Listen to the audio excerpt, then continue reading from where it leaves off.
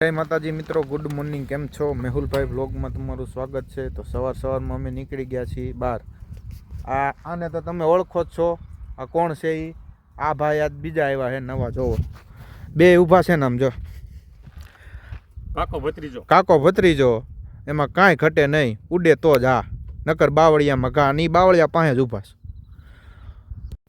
તો હું અને વલ્કુભાઈ બે પાછા ગાડી લઈને નીકળી ગયા રાજકોટ જવા માટે. રાજકોટ જતા જતા રસ્તામાં એને ટાયર બહુ વાતી હતી, તો એને જો કોટનો ટોપો હું પહેરાવતો હતો તો એ ના પાડતા હતા કે વાળ બગડી જાય રે વધે પહેરાઈમાં. તે પછી બહુ ટાઈટ વાતી તેને. મિત્રો અમે આવી ગયા છીએ અલંગ હાઉસમાં. જસદણ રોડ ઉપર અલંગ હાઉસ છે.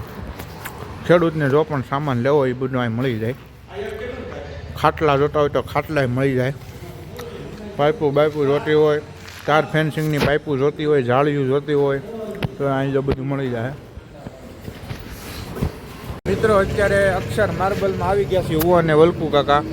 આ છે અક્ષર માર્બલ. અહીંયા આપણે લાદીને એવું જોવાનું છે. પથ્થર તમારે લેવો હોય તો અહીંયા તમને બધો માલ મળી જાય છે. તો અમે બે આવી ગયા છીએ અક્ષર માર્બલમાં. મિત્રો અક્ષર માર્બલ અંદર આવ્યો છે. તમને અહીંયા ભાતની લાદીઓ જોવા મળશે. સંડાસ બાથરૂમની છે. આ છે સંડાસ બાથરૂમની લાદી.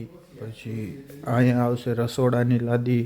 સામે છે ચોકડીની લાદી. આ છે ઓસરી દિવાલની લાદી. આ છે રસોડાની લાદી. આ રસોડું છે. ટૂંકમાં એ સેમ્પલ બનાવેલા છે. તમારે લાદી લેવી. અહીંયા જાતના પથ્થર છે. પછી આ છે તમારે પગથિયા મારવો હોય તો એ છે પથ્થરના. અક્ષર માર્બલ જોયો તમે.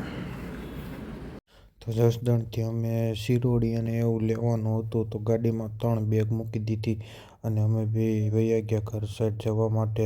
રસ્તામાં જો વ્લોગ ઉતારતા મસ્ત મજાના. મિત્રો અત્યારે વાડી આવી ગયો છું.